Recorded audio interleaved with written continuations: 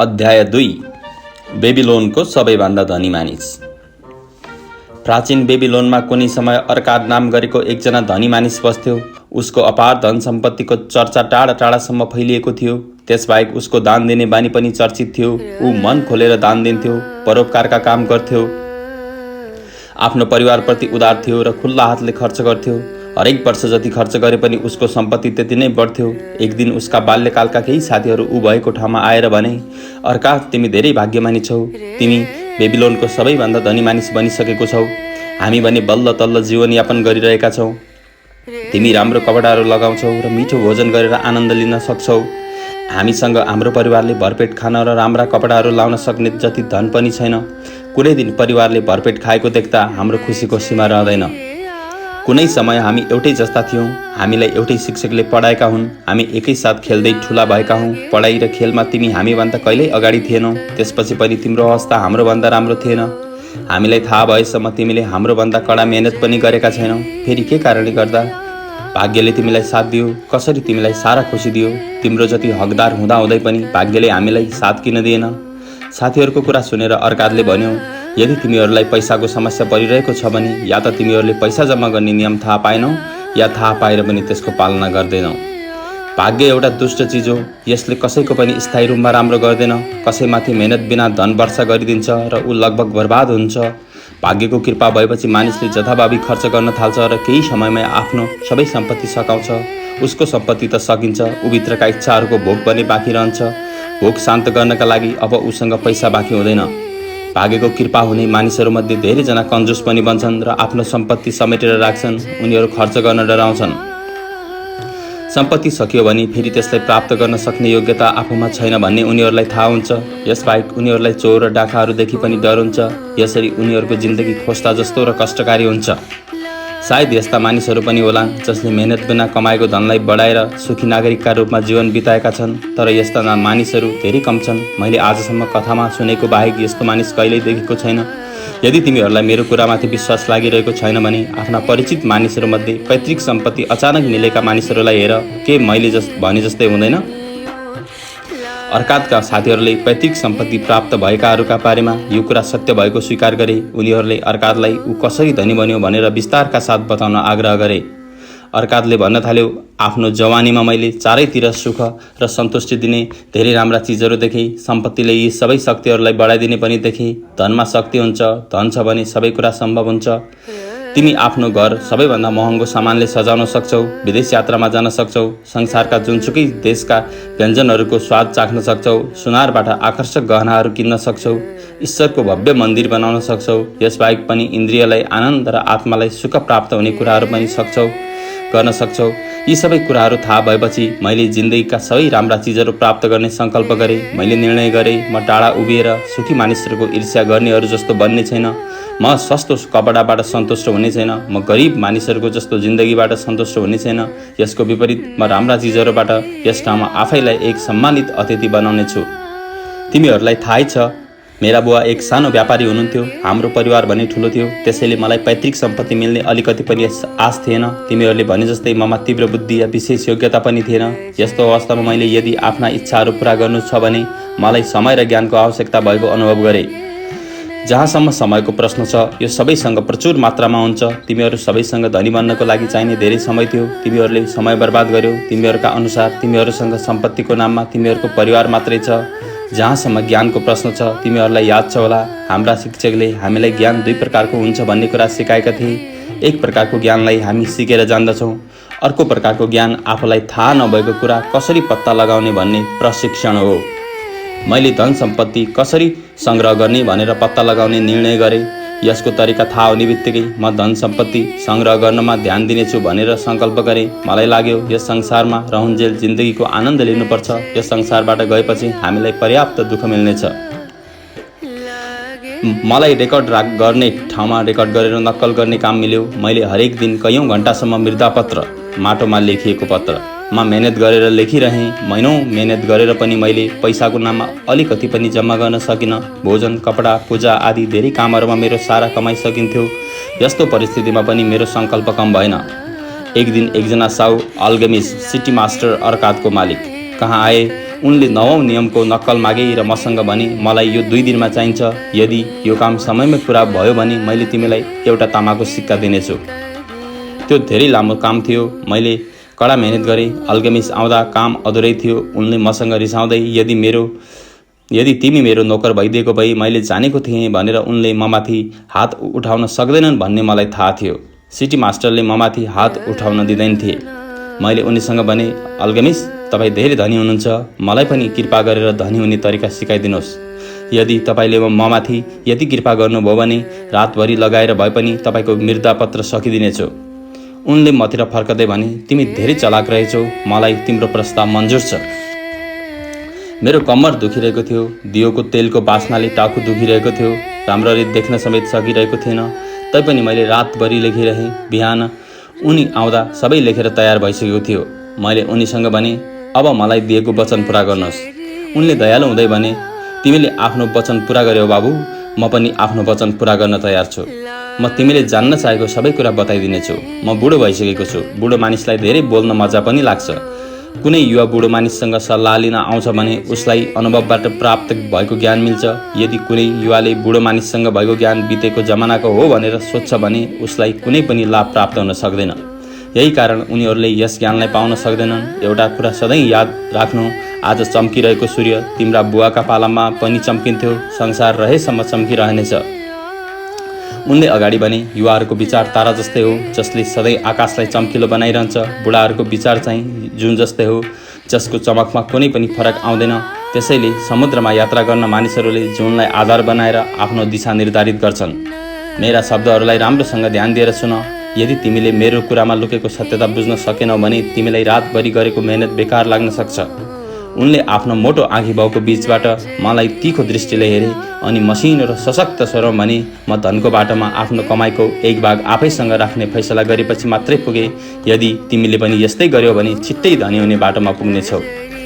यति भनेर उनले मलाई एकहोरो हेरिरहे, केही बोलेनन्। मैले सोधेँ, बस यति मात्रै? उनले जवाब दिए, भेडा चराउने एक किशोरका लागि साहुका रूपमा परिवर्तन हुनका लागि यही नै काफी थियो। मैले सोधेँ, आफूले कमाएको जति मैले आफैसँग त राख्छु नि, होइन र? उनले भने, बिल्कुलै होइन। के तिमी कपडा सिलाउने मानिसलाई पैसा दिँदैनौ? जुत्ता बनाउने मानिसलाई पैसा दिँदैनौ? भोजनमा खर्च गर्दैनौ? कि तिमी बेबीलोनमा खर्च नगरी बाँच्न सक्छौ? तिम्रो पछिल्लो महिनाको कमाइ खोइ, पछिल्लो वर्षको कमाइ खोइ। मूर्ख, तिमी बाँकी सबैलाई पैसा दिन्छौ, आफूलाई भने दिँदैनौ। तिमी आफ्ना लागि नभई अरूका लागि मेहनत गर्छौ। यो भन्दा राम्रो त तिमी कसैको नोकर बन। मालिकले तिम्रो मेहनतको बदलामा तिमीलाई खाना लाउन दिनेछ। यदि तिमीले आफ्नो कमाइको एक भाग आफूसँग राख्यौ भने 10 वर्षमा कति धन जम्मा हुनेछ? मेरो गणित ठिकठाक थियो। मैले तत्कालै जवाब दिएँ, मेरो 1 वर्षको आम्दानी बराबर हुनेछ। उनी भन्न थाले, तिम्रो कुरा आधा साँचो छ। हेर, तिमी जति पनि सुनका सिक्काहरू बचाउँछौ तिनले तिम्रो नोकर बनेर काम गर्नेछन्। यी स्वर्ण मुद्राहरूले जति पनि तामाका पैसाहरू कमाउनेछन् सबै तिनैका सन्तान हुन्। तिनले पनि तिम्रा लागि धन कमाउन सक्नेछन्। यदि धनी बन्न चाहन्छौ भने तिमीले बचतमा प्रवेश गर्नुपर्छ। तिम्रो बचतले तामाका पैसाहरू जम्मा गर्न सजिलो होस्। बल्ल तिमीले मनले चाहेको धन प्राप्त गर्न सक्छौ। उनले अगाडि भने, सायद तिमीलाई तिम्रो रातभरिको मेहनतको बदलामा मैले गलत सल्लाह दिइरहेको छु भन्ने लागेको होला। विश्वास गर, म तिमीलाई हजारौं गुणा बढी दिइरहेको छु। यदि तिमीसँग मैले भनेका शब्दहरूमा लुकेको सत्यता जान्ने बुद्धि छ भने आफ्नो कमाइको एक भाग आफैसँग राख। तिम्रो कमाइ एकदमै थोरै भए पनि तिमीले यसको 10% भन्दा कम बचाउनु हुँदैन। तिमी योभन्दा जति धेरै बचाउन सक्छौ बचाऊ। सबैभन्दा पहिला आफ्ना लागि राख। बाँकी रहेको पैसाले आफ्नो खर्च चलाऊ। तिर्न नसक्ने गरेर सामानहरू नकिन। यसबाहेक तिमीले बचेको कमाइबाटै भोजन, परोपकार र ईश्वरको पूजाका लागि खर्च गर्नुपर्नेछ। रुख जस्तै धन पनि एउटा सानो बिउबाट बढ्न सुरु गर्छ। तिमीद्वारा बचाइएको तामाको पहिलो पैसा बिउ हो। यसैबाट तिम्रो धनको रुख उम्रनेछ। जति छिटो यसमा मलजल गर्छौ त्यति नै छिटो यो बढ्नेछ। जति छिटो तिमी निष्ठा र निरन्तरताले यस रुखमा बचत रूपी पानी हाल्छौ त्यति नै छिटो तिमी यसको छायामुनि बसेर आराम गर्न सक्छौ। यति भनेर उनले आफ्नो मृतपत्र उठाए र गए। मैले उनको विचारमाथि धेरै समयसम्म सोचेँ। उनको विचार मलाई तर्कपूर्ण लाग्यो। मैले त्यसमाथि बानी बसाउने फैसला गरेँ। केही कमाउँदा मैले तामाको 10 पैसामध्ये 1 पैसा निकालेर अलग्गै राख्थेँ। अचम्मको कुरा, मलाई खर्च चलाउन पहिलेभन्दा धेरै समस्या परेन। मलाई कुनै पनि फरक अनुभव भएन। मैले आफ्नो आम्दानीको 10औं भाग बिना नै आफ्नो खर्च चलाउन थालेँ। बिस्तारै बिस्तारै मेरो बचतको आकार ठुलो हुन थाल्यो। आफ्नो पढिरहेको बचत देखेर कहिलेकाहीँ मेरो मन भाडिन्थ्यो। राम्रा राम्रा कपडा किन्न र अन्य मन लागेका कुराहरू गर्न मन लाग्थ्यो। यस्तो अवस्थामा मैले आफूलाई बलियो बनाएँ र यस्तो गर्नबाट जोगिएँ। 1 वर्षपछि अल्गेमिस फेरि आए र मलाई सोधे, बाबु के तिमीले पछिल्लो कमाइबाट 10औं भाग आफ्ना लागि बचायौ? मैले गर्वका साथ जवाब दिएँ, हो मैले बचाएँ। उनले मुस्कुराउँदै भन्यो, धेरै राम्रो कुरा, तिमीले त्यो पैसा के गर्यौ त? मैले त्यो पैसा इँटा बनाउने मानिसलाई अजमरलाई दिएँ। उसका अनुसार ऊ कुनै टाढाको देशमा जाँदै थियो। मेरो पैसाबाट फिनिसियन्सका दुर्लभ सामानहरू किनेर ल्याउनेछ। ऊ फर्किएपछि हामी त्यसलाई बेचेर नाफा कमाउनेछौँ र नाफा एक आपसमा बाँड्नेछौँ। उनले रिसाएर झर्किँदै भने, हरेक मूर्खले आफ्नो गल्तीबाट मात्रै सिक्छ। तिमीले रत्नहरूका बारेमा इँटा बनाउने मानिसमाथि किन विश्वास गर्यौ? के तिमी रोटी बनाउने मानिससँग ज्योतिषको भविष्यवाणीका बारेमा सोध्छौ? सोध्दैनौ नि। यदि तिमीसँग अलिकति मात्रै पनि बुद्धि भएको भए यसका लागि ज्योतिष भएको ठाउँमा जान्थ्यौ। तिम्रो अहिलेसम्मको पुरै बचत खेर गयो बाबु। तिमीले आफ्नो धनरूपी रुखलाई जरैसम्म उखेलेर फालिदियौ। अब तिमी फेरि यसै गरी बचत गर्न सक्छौ। फेरि एकपटक कोसिस गर। यदि अर्को पटक तिमीलाई सुनका बारेमा थाहा पाउनु पर्यो भने गहनाहरू बनाउने ठाउँमा जाऊ। भेडाका बारेमा थाहा पाउनु पर्यो भने भेडा चराउने गोठालो भएको ठाउँमा जाऊ।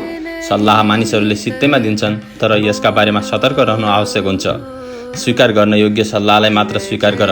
बचतका बारेमा अनुभवहीन मानिसहरूसँग सल्लाह लिइयो भने गलत सल्लाहका कारण आफ्नो बचत खेर जान्छ। यति भनेर उनी आएकै बाटोबाट फर्किए। आखिर उनले भने जस्तै भयो।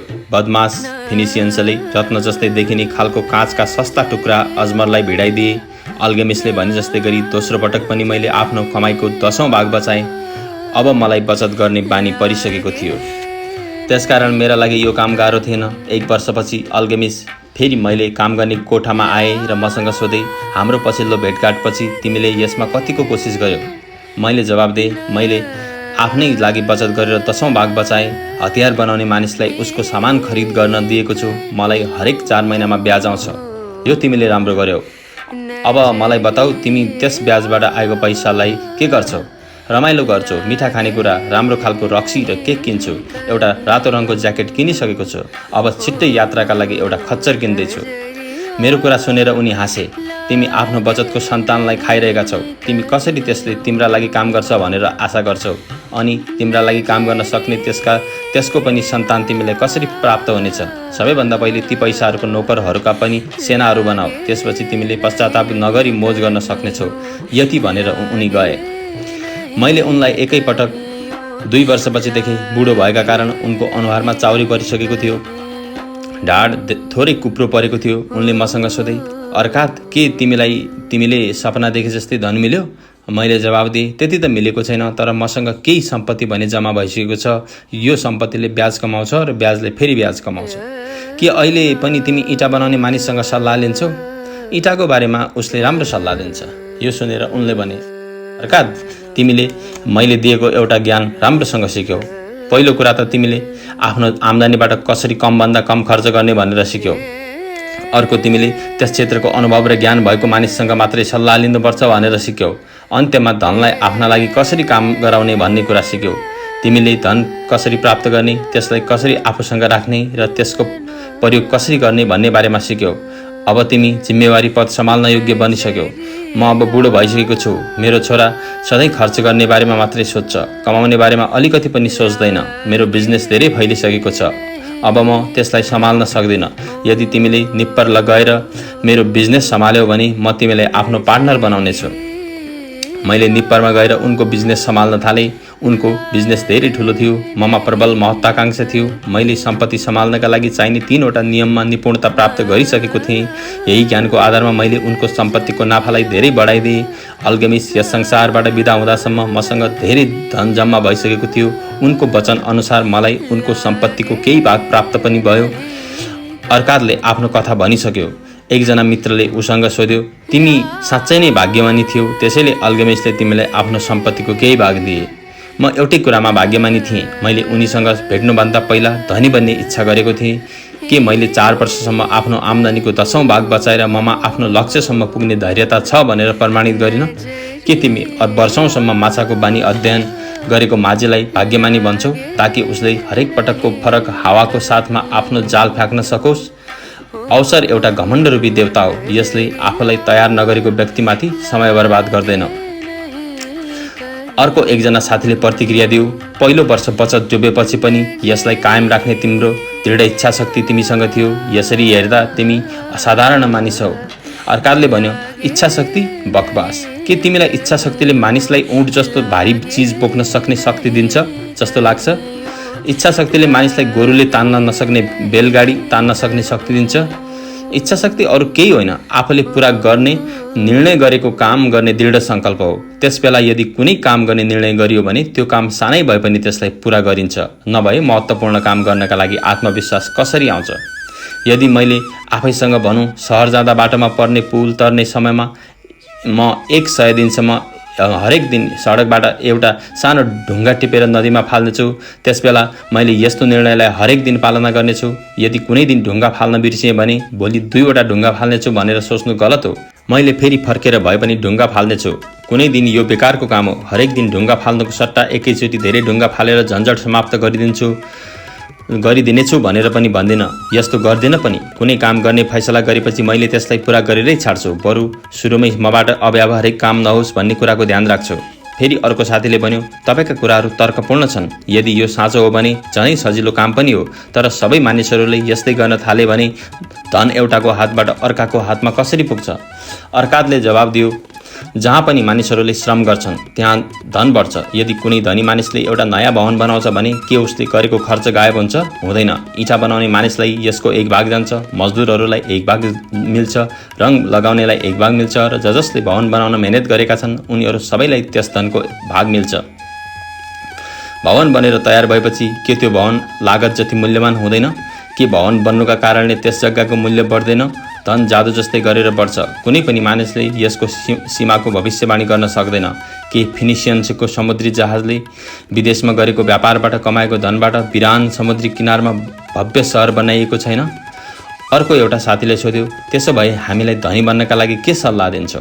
हाम्रा धेरै वर्षहरू बर्बाद भइसकेका छन्। हाम्रो जवानी बितिसकेको छ र हामीसँग बचतको नाममा केही पनि छैन। म तिमीलाई अल्केमिस्टले सिकाएका कुराहरू समझदारीताका साथ सिक्न सल्लाह दिन्छु। तिमी आफैले भन्ने गर, म आफ्नो कमाइको 1 भाग आफैसँग राख्नेछु। यस वाक्यलाई बिहान उठ्ने बित्तिकै दोहोऱ्याऊ, दिउँसो राति हरेक दिन र हरेक घन्टा दोहोऱ्याऊ। यो वाक्य आकाशमा आगोको अक्षर जस्तै नदेखिएसम्म यसलाई दोहोऱ्याउन नछाड। आफ्नो मस्तिष्कमा यस्तो विचार राखेपछि आम्दानीको जति भाग तर्कसङ्गत लाग्छ बचाऊ। तिम्रो बचत तिम्रो आम्दानीको 1 भागभन्दा कम हुनु हुँदैन। बचतलाई अलग्गै राख। यदि आवश्यक छ भने आफ्नो बाँकी खर्च घटाइदेऊ, तर सबैभन्दा पहिले 1 भाग छुट्टै राख। छिट्टै नै तिमीले आफूलाई आफ्नो अधिकार भएको धनको मालिक पाउनेछौ। यसबाट तिमीलाई धेरै नै सुख मिल्नेछ। धन बढ्दै जाँदा तिमीलाई प्रेरणा मिल्नेछ। जिन्दगीको एउटा नयाँ आनन्दले तिमीलाई रोमाञ्चित गर्नेछ। त्यसपछि तिमीले अझै धेरै कमाउने कोसिस गर्नेछौ। तिम्रो आम्दानीसँगै बचत पनि बढ्दै जानेछ। त्यसपछि तिमी बचतलाई आफ्ना लागि काम गराउन सिक। त्यसलाई तिम्रो नोकर बनाऊ। त्यसको सन्तान र सन्तानको पनि सन्तानहरूबाट आफ्ना लागि काम गराऊ। भविष्यको आम्दानी सुनिश्चित गर। बुढा मानिसहरूलाई देखेर कुनै दिन तिम्रो गन्ती पनि त्यसैमा हुनेछ भन्ने कुरा नबिर्स। त्यसकारण आफ्नो धनलाई राम्रो विचार गरेर मात्र प्रयोग गर, ताकि तिमीले यसलाई गुमाउनु नपरोस्। यदि तिमीलाई भगवानले आफूसँग बोलाए भने पनि तिम्रो परिवारमा आर्थिक सङ्कट नआओस् भन्ने कुराको व्यवस्था गर। त्यसकारण समझदार व्यक्तिले यस्ता समझदारी उद्देश्यका लागि धन खर्च गर्नमा अबेला गर्दैन। बुद्धिमान मानिसको सल्लाह माग। धन सम्बन्धी काम गर्ने मानिसहरूको सल्लाह लेऊ। उनीहरूले तिमीलाई गल्ती गर्नबाट बचाउनेछन्। जसरी मैले आफ्नो बचत इँटा बनाउने मानिसलाई दिएर गल्ती गरेको थिएँ। कम तर सुरक्षित लाभ लिनु जोखिम लिनुभन्दा राम्रो हुन्छ। यस संसारमा रहन्जेल यसको आनन्द लेऊ। आफ्नो क्षमताभन्दा बढी मेहनत नगर। धेरै धन बचाउने कोसिस पनि नगर। यदि तिमी आफ्नो धनको 1 भाग बचाउन सक्छौ भने यसलाई बचाएर नै सन्तुष्टि प्राप्त गर। यसबाहेक आफ्नो आम्दानीका हिसाबले जीवनयापन गर। धेरै कन्जुस नबन, न त खर्च गर्न नै डराऊ। जिन्दगी धेरै सुन्दर छ। जिन्दगीमा आनन्द लिनुपर्ने खालका धेरै चिजहरू छन्। अर्काले साथीहरूलाई धन्यवाद दियो र बिदा भयो। फर्कने समयमा केही साथीहरू चुपचाप थिए। उनीहरूमा कल्पना शक्ति चलिरहेको थिएन। उनीहरूले अर्काले भनेका कुराहरूको पुरा अर्थ नै बुझेका थिएनन्। कोही अर्काको आलोचना गरिरहेका थिए। आलोचना गर्नेहरूको सोच अनुसार अर्काले आफ्नो धनको केही भाग आफ्ना गरिब साथीहरूलाई बाँडिदिनु पर्थ्यो। केही साथीहरूका आँखामा भने चमक थियो। उनीहरूलाई अल्केमिस्टले हरेक पटक अर्काले काम गर्ने ठाउँमा आएर उसलाई अन्धकारबाट निकाली प्रकाशतर्फ लगेको थियो भन्ने कुरा थाहा थियो। ज्ञानको प्रकाश मिलेपछि अर्कालाई एउटा अवसरले पर्खिरहेको थियो। आफ्नो ज्ञान बढाएर अवसरका लागि तयार नहुँदासम्म कसैले पनि त्यस ठाउँलाई भर्न सक्दैन थियो। पछि पनि केही साथीहरू अर्कादलाई भेट्न गए। अर्कादले उनीहरूलाई खुसी हुँदै स्वागत गर्यो। उसले साथीहरूलाई खुसी साथ राम्रा सल्लाह दियो। उनीहरूले गरेको बचतमा अर्कादले सहयोग पनि गर्यो। उनीहरूलाई सुरक्षित ब्याज मिलोस् र उनीहरूको मूलधन सुरक्षित रहोस् या नाफा नहुने ठाउँमा नफसोस्। अल्गमिसबाट अर्काद र अर्कादबाट उनीहरूले सिकेको सत्यको अनुभव पाइसकेपछि बल्ल साथीहरूको जीवनमा फरक पनि आयो। आफ्नो आम्दानीको 10 मध्ये 1 भाग आफ्ना लागि बचाएर राख्नुहोस्।